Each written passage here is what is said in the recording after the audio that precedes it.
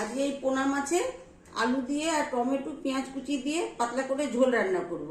কেননা ভীষণ গরম পড়েছে, তো গরম পড়ার কারণে একটু পাতলা পাতলা ঝোল খেতে ভালো লাগে। রোজ রোজ একদম মানে ময় মশলা বেশি দিয়ে খেতে ভালো লাগে না, যার কারণে এই পোনা মাছগুলো না একটু পাতলা পাতলা ঝোল করব। খেতে সত্যি খুবই ভালো লাগবে। যার কারণে আপনারা আমার হেসেল ঘরে আসুন, অশোকার হেসেল ঘরে। এখন লবণ পরিমাণ মতো দিয়ে দিচ্ছি মাছের মধ্যে, হলুদ দিয়ে দিচ্ছি, যতটা লাগবে ততটাই দেব।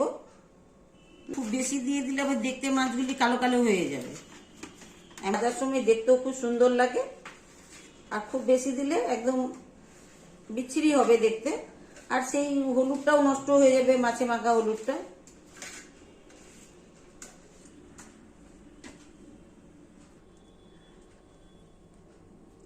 কড়াইটা গরম হয়ে গেছে, আমি তেল দিয়ে দিচ্ছি। এখন আমি এক এক করে মাছ ছেড়ে দিচ্ছি তেলের মধ্যে।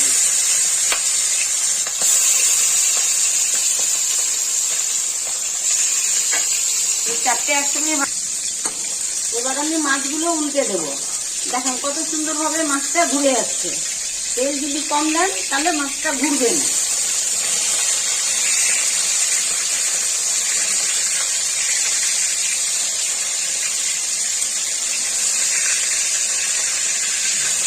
হয়ে গেছে, এই তেলটা হলে পরে তুলে নেব। খুব সুন্দর করে ভাজা হয়ে গেছে, এবার আমি মাছগুলো তুলে নিচ্ছি।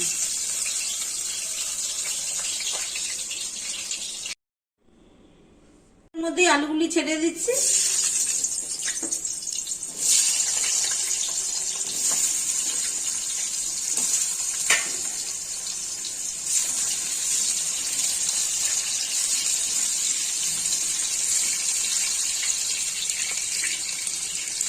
সামান্য একটু লবণ দিয়ে দিচ্ছি, তাহলে নরম হবে আলুটা।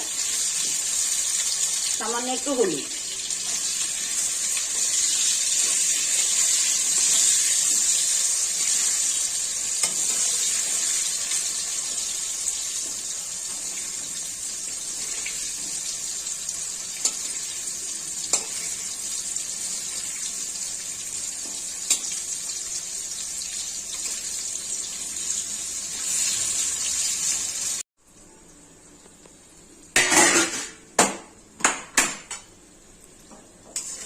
আলুগুলো ভাজা হয়ে গেছে, সেদ্ধ হয়ে এসছে। এবার আলুগুলি আমি তুলে নিচ্ছি। খুব সুন্দর করে হয়ে গেছে, এর থেকে বেশি লাল করব না। তেলটা একটু সরিয়ে তারপরে তুলে নিচ্ছি।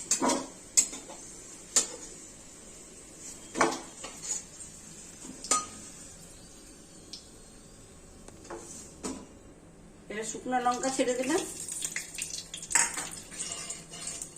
ওই পেঁয়াজ কুচিগুলি ছেড়ে দিচ্ছি।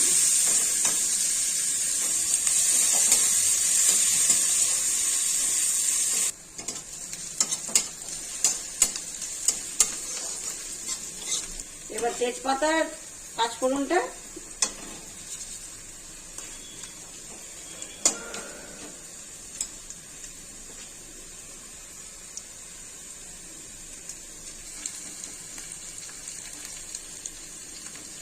টমেটো দিয়ে রান্না করবো, তো পেঁয়াজ কুচি দিয়ে পাঁচফোড়ন দিলে পরে সেই মাছের ঝোলের টেস্টটা আলাদাই হবে।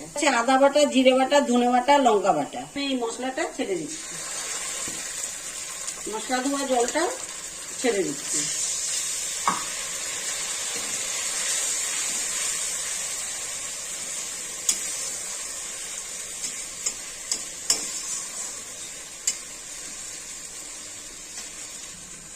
পরিমাণ মতো হলুদ দিয়ে দিচ্ছি, আগেও দেওয়ার ছিল তাই জন্য এখন অল্প করেই দিলাম, নাহলে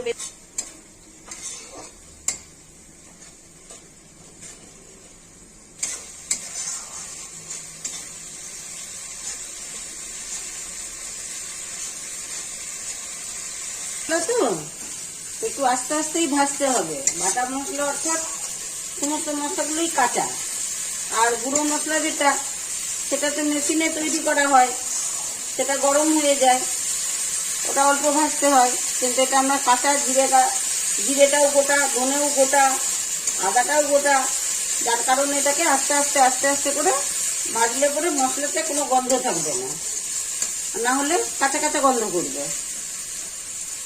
কিন্তু গুঁড়ো, কেননা আমার কাছে পাটা নেই, অল্প করে পিসবো, আর গুঁড়ো মশলা রাখি সময় অসময়ের জন্য।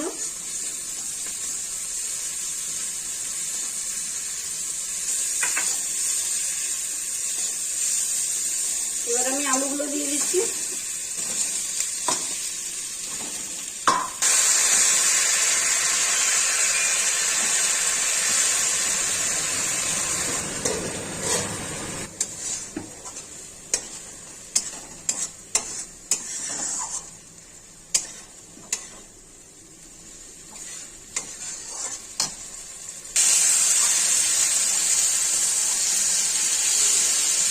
আলু মশলা খুব সুন্দর করে ভাজা হয়ে গেছে।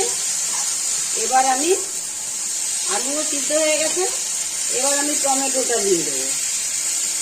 আগে টমেটো দিলে পরে আলুগুলো একটু শক্ত শক্ত থেকে যায়, যার জন্য তরকারি খেতে ভালো লাগে না। আলু আবার বেছে বেছে ফেলে দিতে লাগে, আর পয়সা দিয়ে জিনিস কিনে নিয়েছে ফেলে দেওয়া সত্যি গায়ে লাগে। আমার তো ফেলতেই গায়ে লাগে। লোককে খাইয়ে দেবো সেটা ভালো, কিন্তু ফেলবো না।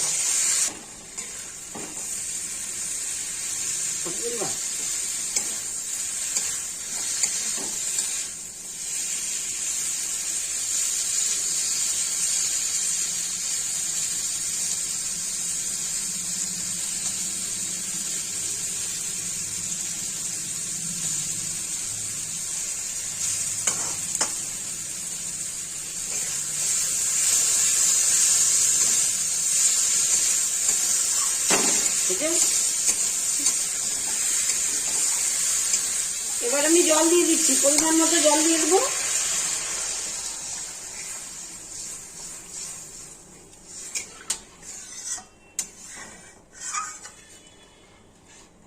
বন্ধুরা, এবার আমি এই সমস্ত মাছগুলি ঝোলের মধ্যে ছেড়ে দিচ্ছি।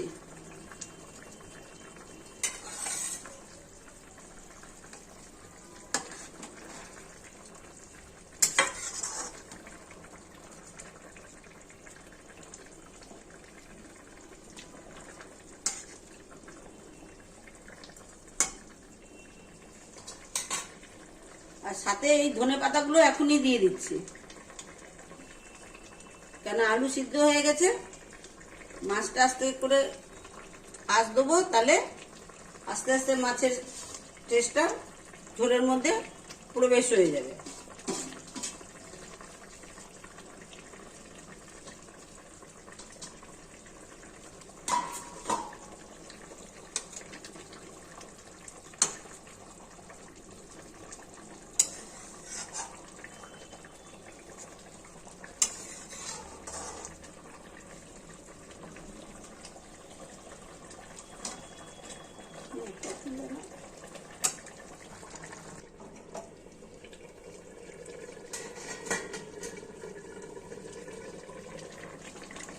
এবার ঢাকনাটা তুলে দেখাচ্ছি, দেখুন খুব সুন্দর হয়েছে।